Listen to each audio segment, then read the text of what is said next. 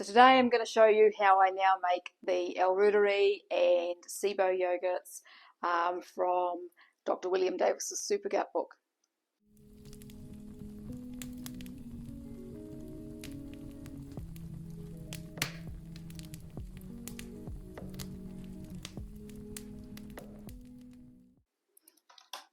So this is my latest batch of SIBO yogurt, and as you can see it's quite creamy on the top because I add cream to it, and so I end up with almost like a cap of quite thick cream on the top, and then we have amazing yogurt underneath. So I'm going to pop some of that into a jar to keep for my next batch.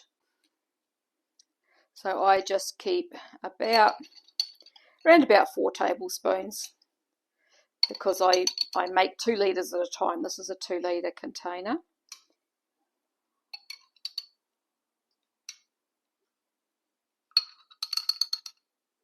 So I keep about that much, just pop that in the fridge, and the reason for doing that is just to stop any more contamination from spoons going in and out and all that sort of thing. Hi there, my name is Sue. If you've not visited my channel before, I have been on the carnivore diet for about 18 months, and I've had decades of IBS, diarrhea and gut issues, and even after 18 months on carnivore I still had was having trouble with diarrhea off and on, and my absorption of fat wasn't good. So I bought Dr. Davis's book and read that. I've listened to a number of his videos online, and I started to eat his SIBO yogurt, and I've been eating that now for about 8 weeks, and what a difference. And I've been following some of his other advice in the book as well. So today I thought I would show you how I now make these yogurts, because I think I'm quite a pro at it now. When I first started I had all sorts of problems. There's a few little things that I've kind of learned about doing this, and so I thought I would just go step by step in this video. I did a video a little while ago when I first started, but it's not really the video that I wanted to make, so I thought I would do a step-by-step video and show you exactly how I do this and what I use and everything else. Now, when I recorded this video earlier, I actually forgot to turn my microphone on, and so I had no sound. So what I'm doing is I'm going to cut the video up, and so some of it will be voiceover. So if there's a couple of bits where my mouth doesn't quite match what I'm saying, that'll be why. And but I'm going to try and make it all as seamless as possible, because the second half of the video I did have audio, because I realized that I didn't have my microphone on. All right, so let's get started. Okay, so let's talk about the probiotics that we can use to make these yogurts. So Dr. Davis recommends specific probiotics because they contain specific strains of these bacteria. So you can have a certain type of bacteria, but there are multiple different strains, and some of those strains will have different effects. So that's why he recommends certain ones. And so to make the L Reuteri yogurt, he recommends using the BioGaia probiotic, and I will link to all of these below so that you can go and check them out. So the BioGaia product, they've got a number of products, but it's a specific one that he recommends there. And then to make the SIBO yogurt, you use that L Reuteri probiotic as well. So the SIBO yogurt has 3 strains in it that are specific for the small intestine, and they are used for specific reasons. If you want to know more about that, that's too much for this video. Check out Dr. Davis's book. I'll pop the link to that below, or go and listen to some of his videos and interviews online, and you'll get more of an idea. But if you're here watching this, I'm guessing that you've already come across him and that you are looking to make his yogurt and just wanting to find out more information on how to do that. So he recommends the L Reuteri, so the BioGaia L Reuteri. He recommends the Mercola's Biothin, which is L-Gaceri, and he also recommends Digestive Advantage, which is a Bacillus coagulans bacteria. Now, I couldn't get that, the specific strain that he was talking about, I couldn't find it anywhere here in New Zealand, and the Digestive Advantage was out of stock with iHerb. So I actually ended up ordering this one here in New Zealand, this Solaray one, and it had really good reviews, this one for IBS diarrhea on Amazon. So I kind of figured I would use that and see how I went, and it's worked. I mean, the SIBO yogurt has done has performed a miracle, is the way that I kind of look at it.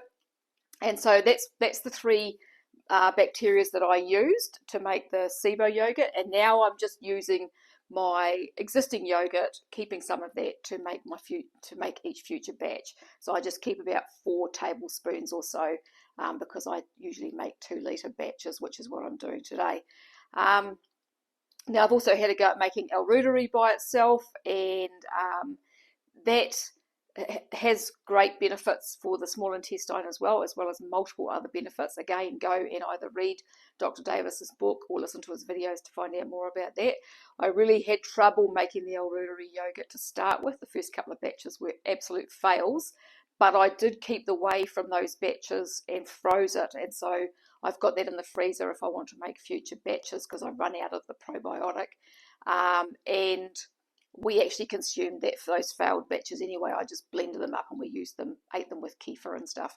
Now I have to say that the L Reuteri yogurt is not my favourite. It's kind of got a cheesy, kind of a funky taste, but when you mix it with with kefir or other yogurt, it's fine, and or put it in a smoothie or whatever, it's fine. Some people seem to really like it, but yeah, it's just, I don't know, I might grow to love it, but at this stage it's just kind of got a little bit of a funkiness, whereas the SIBO yogurt is amazing.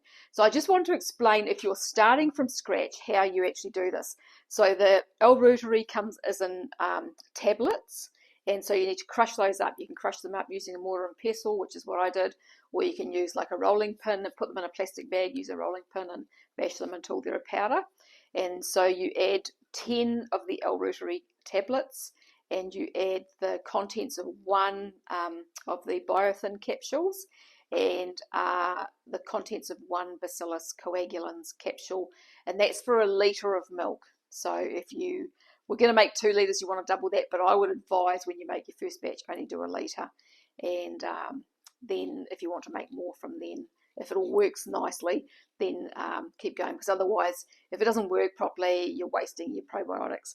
Now also, there is a company that make a starter that is the correct strain of L Reuteri and the correct strain of L Gasseri. So these come in sachets, and so that makes it really convenient for making the yogurts, because, I mean, officially it's not yogurt. Yogurt has to have specific strains of bacteria in them, but this is a fermented dairy, and these sachets have been kind of put together for that, and so they're in a dry powdered form, obviously, which is really convenient for starting your yogurts. So whichever way you want to go, whether you want to order the probiotics and start, or order the sachets and start, the only thing is there is no Bacillus coagulans, I don't think, in the sachets, only the other 2. But I mean, you can make a yogurt with the other 2 and you're still going to get amazing benefits. Now I've also been experimenting and trying some other bacteria as well. So Dr. Davis talks about a mood probiotic, which has got 2 specific bacteria in it, but there was 2 brands that I could find that had those 2 in them, those specific strains, and they are really expensive. They're like $100 for a bottle of these things. But then I did a bit of searching here in New Zealand. I actually found this product here, which is made by Lifestream, and I'll pop a link to that below as well, has the 2 bacterias and the specific strains that Dr. Davis talks about, plus it has another 2 bacterias in there as well.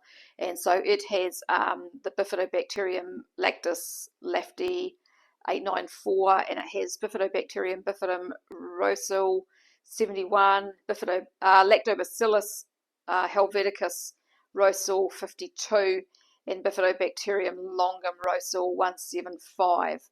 And so I have made a couple of lots of fermented dairy with this as well, hoping that it might help with anxiety and that sort of thing. I don't know whether it's helping or not.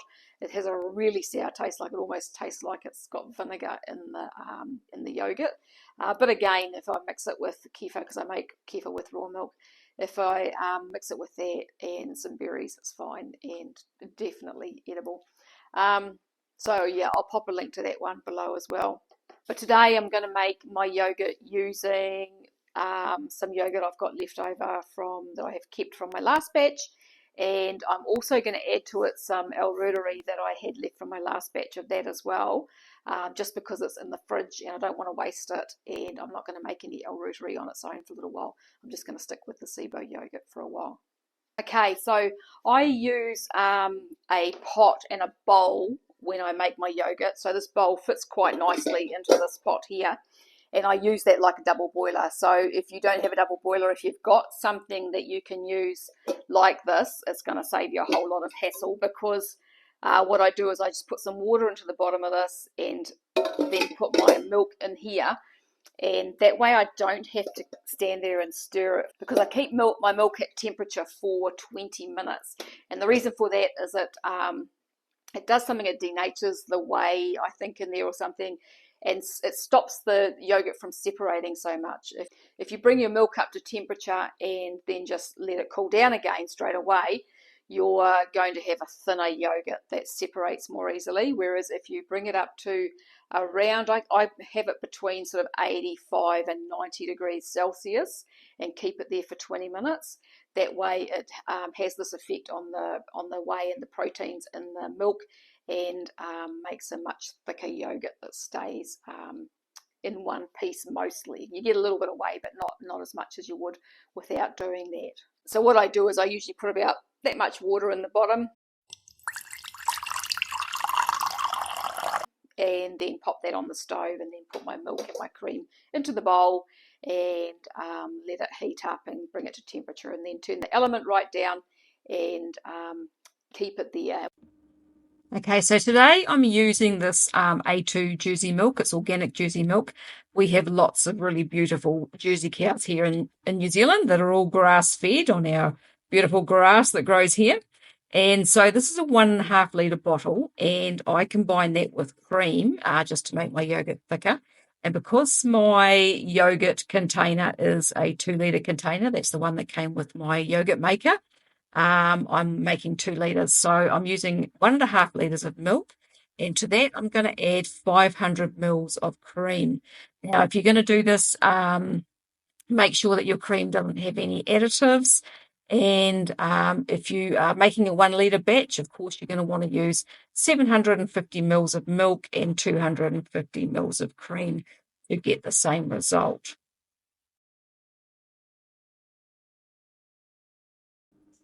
And now I'm just going to put my milk onto the stove on high and let that heat up.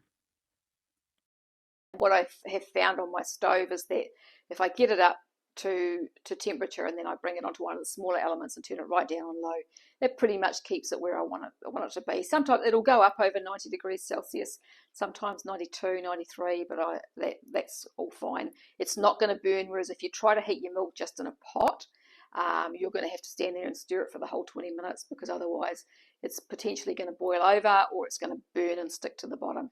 Now, for a thermometer, because you need to know your temperature of your milk, I use a cheese thermometer like this one, and it works really well, and I'll show you how I sterilise that, and it's all pretty simple. If you've got a meat thermometer that sits around that temperature, you could possibly use that as well. So the way that I sterilise my thermometer is that I just lay it on some handy towel, and I put a few drops of chlorine dioxide solution onto it. I always have that in the fridge, but if you don't have that, you could just use an alcohol wipe just to wipe it off, and that will sterilise it.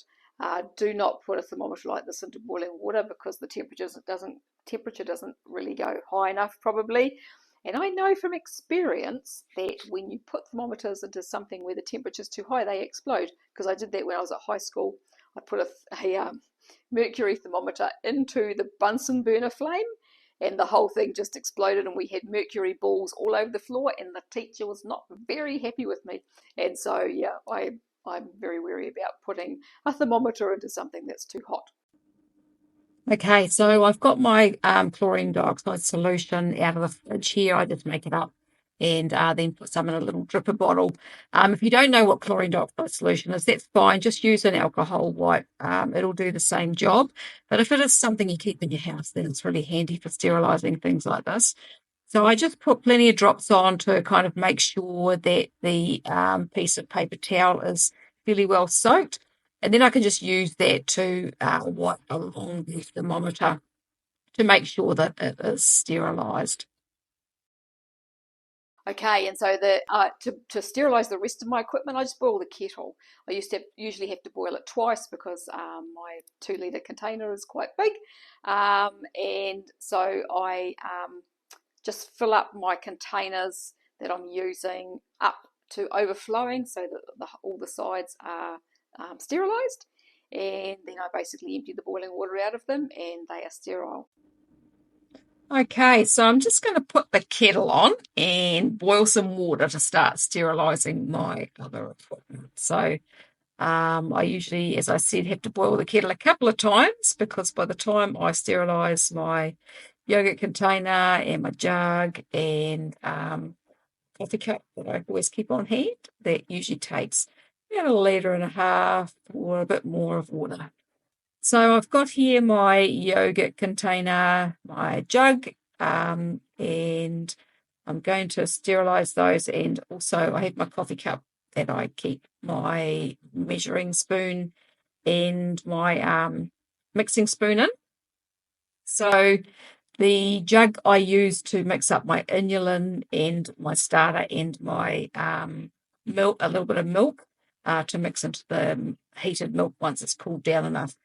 And the cup, I find it just easy to sterilise the cup and the tablespoon and the mixing spoon together. And then that way I can pop the thermometer into the cup as well because it's all nice and sterile and it's not going to contaminate the thermometer in between uses as I'm checking the temperature on my milk. The other thing that needs to be sterilised, of course, is the lid for my yogurt container. So as you can see here, I'm filling up the jug and I fill them right up, so right up to overflowing. So it's best to do this on the kitchen bench if you can, so that it doesn't matter if the water overflows. And always make sure too, if you are using just normal jars, heat them with some hot water first, because otherwise if you pour boiling water straight into them, they might crack. So if I'm using normal jars, I will fill them with hot water out of the kitchen tap, just gradually, because that can crack them as well, and let them sit with hot water in to let the glass heat up, and then empty them and then put boiling water into them.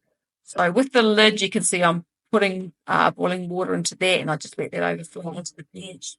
And then I do the same with the yogurt container, but I'm going to have to fill the kettle back up to completely fill that one. So put some more water into the kettle, and then I'm just going to put the kettle back on to boil. And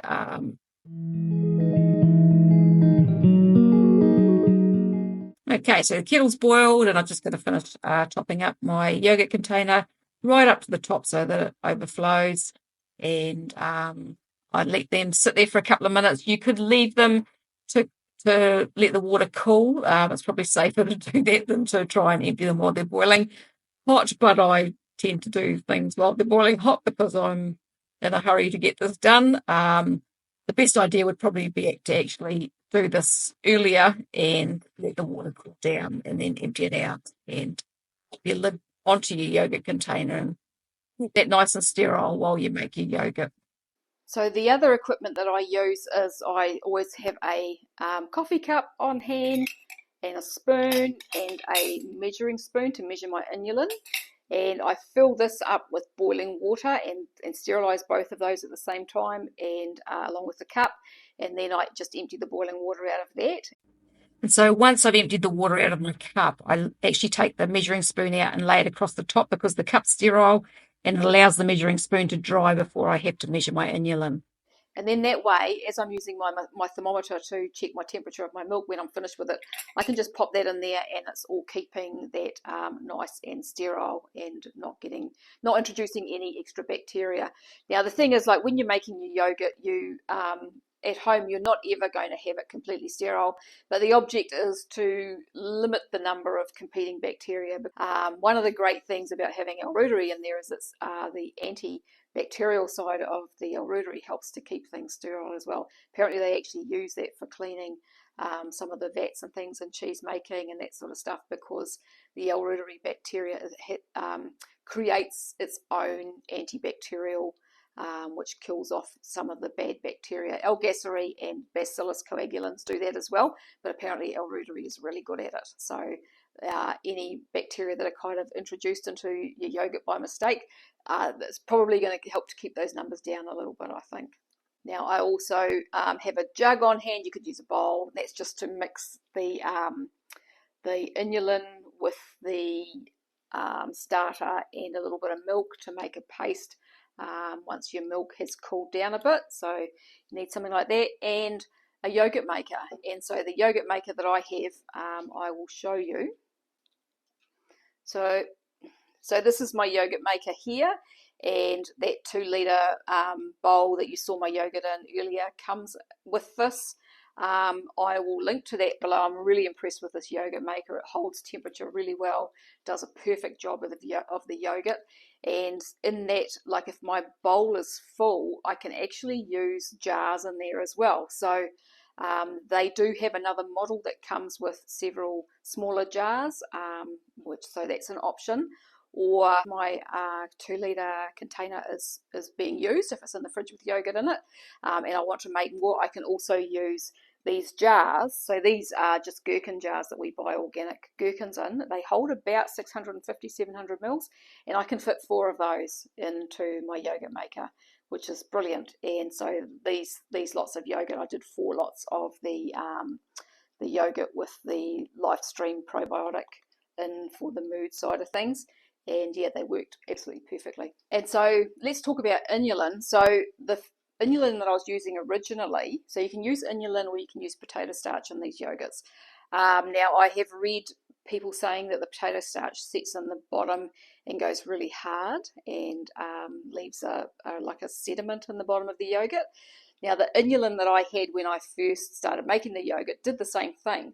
It was inulin made from chicory root that I had ordered online from a company here in New Zealand that does all keto foods, and I'd ordered that quite a while ago to try taking prebiotic fibres to see if they helped my gut at the time, which they didn't at the time.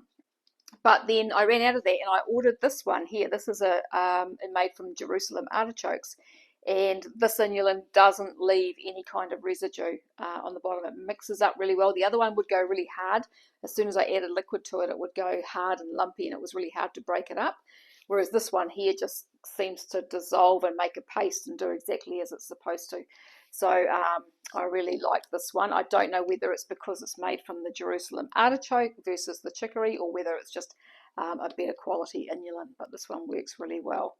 I'll pop the inulin into my jug. So we're using 2 tablespoons of inulin for every litre of milk. So I'll be using 4 tablespoons of the inulin.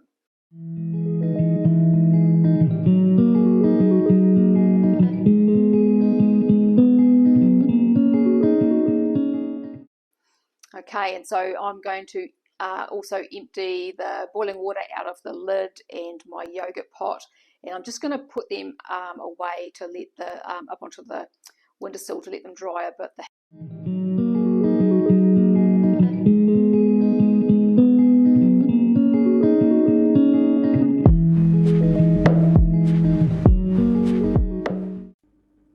Okay, so I'm just going to get my thermometer and I'm going to check the temperature of my milk.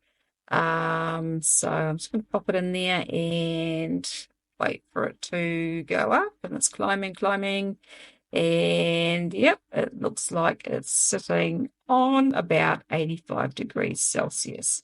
So that's absolutely perfect. Now I'm just going to put my timer on for 20 minutes. So I'm going to let that sit at that temperature for 20 minutes. So I've moved my pot forward onto a smaller element, and I have turned the temperature right down to low, and I find that keeps it there pretty well. It'll quite often climb up to about 90, but that's fine. And then I'm just going to pop my thermometer into my cup so that it keeps it sterile. And that way, if I want to check my temperature again a bit further on, I can. Now, you'll notice with the milk too, if you look at it around the edges, I'm not sure whether you can see on the video here, but you'll see that it's kind of raised and a little bit bubbly around the edge. That's a really good sign that it's up to temperature. So it's what was commonly referred to as scalding the milk. So it is just about at the point where it would start boiling over, and that's where you want to keep it. Okay, so I've got my yogurt starters out of the fridge while I have got my milk keeping temperature on the stovetop. And so in this jar here, I've got my SIBO yogurt starter. So this is the 4 tablespoons of SIBO yogurt that I have kept from the last batch.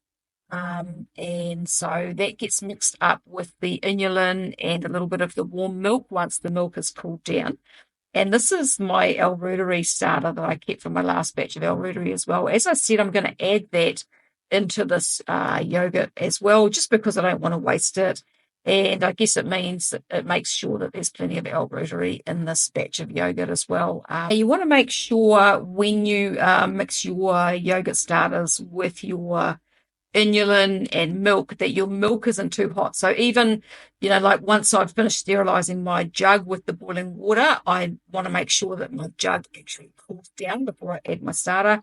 And the same with the milk. So once the milk comes off the stove, I want to make sure that that cools right down to about 38 degrees or so before I add it to my starter, because if you add it to the starter and it's too hot, you're actually going to kill it.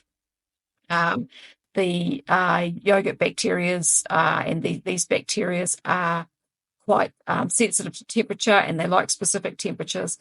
And if you put them into something that's too hot, they're going to die. All right, so my milk has now been heating for it's 20 minutes, and I've just turned it off. And I'm going to put that into a sink full of cold water to cool that down.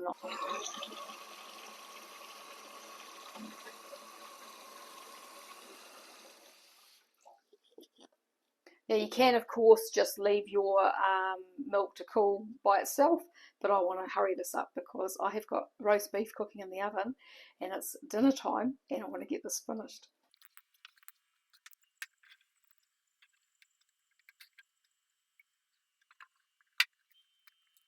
So there's my milk sitting in the cold water to cool it down, and I'm just going to get my spoon and give it a bit of a stir. So while the milk was on the heat, mine, it usually goes up to about 90 degrees or so, and that's fine. So anything over 85 degrees I'm happy with, and I just let it sit on that temperature for 20 minutes and put the timer on so that I know what it's doing.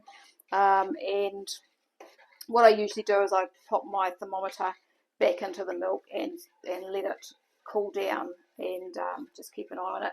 Once it gets down to under about 38, 39 degrees, then I'm happy to mix it with my inulin and my yogurt starter. If you try and do it while the milk is too hot and put your yogurt starter in there, it's going to kill it. It'll kill those bacteria. Okay, so my milk is down to just about 40 degrees. So by the time I get this mixed up in my with the inulin, it'll be down to under 40. So I thought I would do that now. So what I'm going to do is I'm going to get my jug that has my 2 tablespoons of inulin per litre. So I've got 4 tablespoons in here of inulin, and I'm going to get some of my milk and add that to the inulin and mix it up.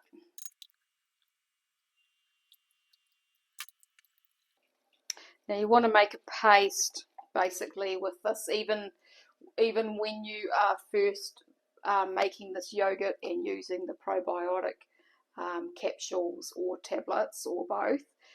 You want to just add a little bit of milk with the inulin and make a paste. That way it all kind of dissolves together properly and doesn't separate so much. So that's what I'm doing in here, just mixing it up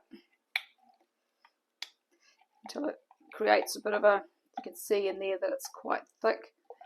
And then I'm going to add, so that it's nice and cool now, I'm going to add my yogurt starters. I'm going to swap spoons, I think, because the other one's better for this. So this is my SIBO yogurt.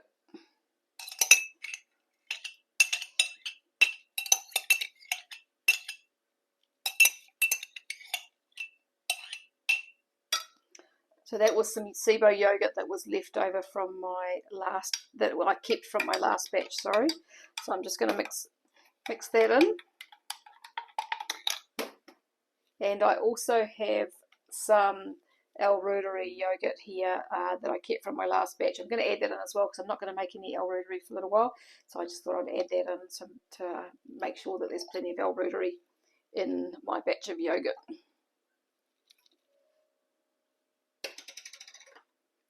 It's totally not necessary, but just because I had it in the fridge, I thought I'd pop it in there.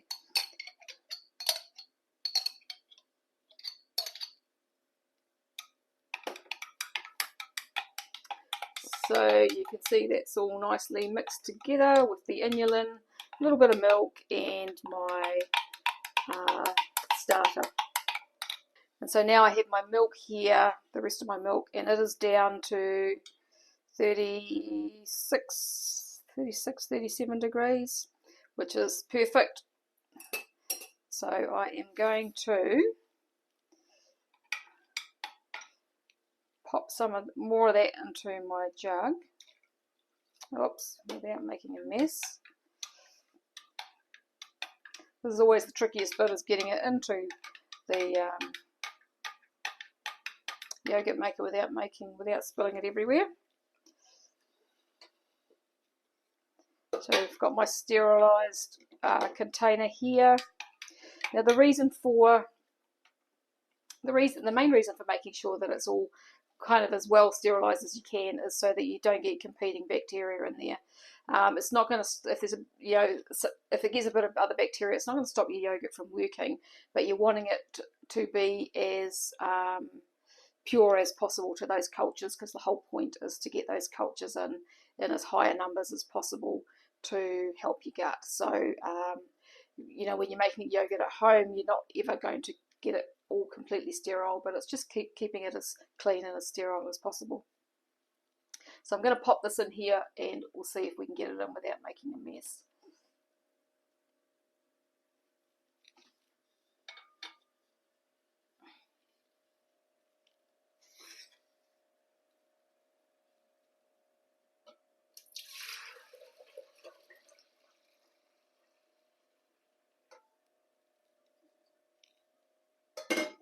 Okay, that was pretty good going.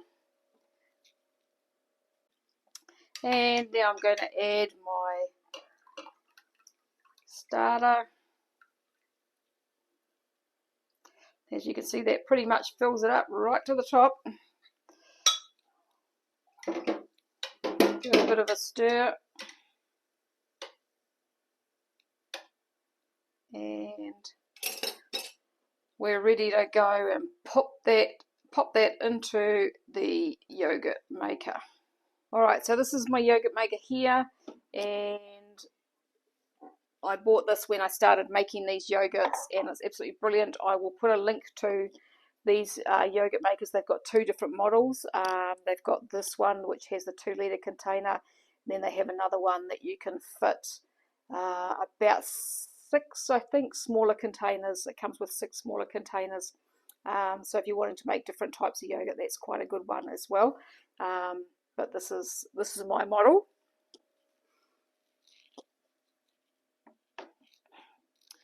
So I just got to top that up with some water. So I'm just going to top this up with some water. It has a little guide at the back that tells you how much is not enough and how much is too much. Okay, so that's plenty there. I'll just shift that back into the centre again and pop the lid on.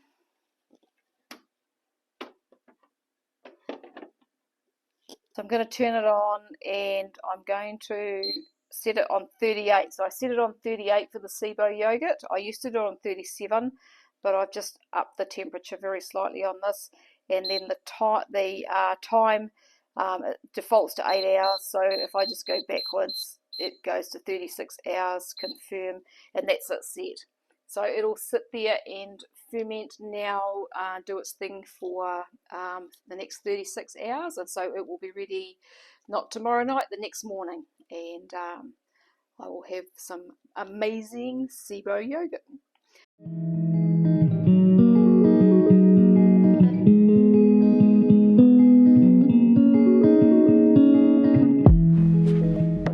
So that's how it's done. And as I said before, you can use different bacterias for this.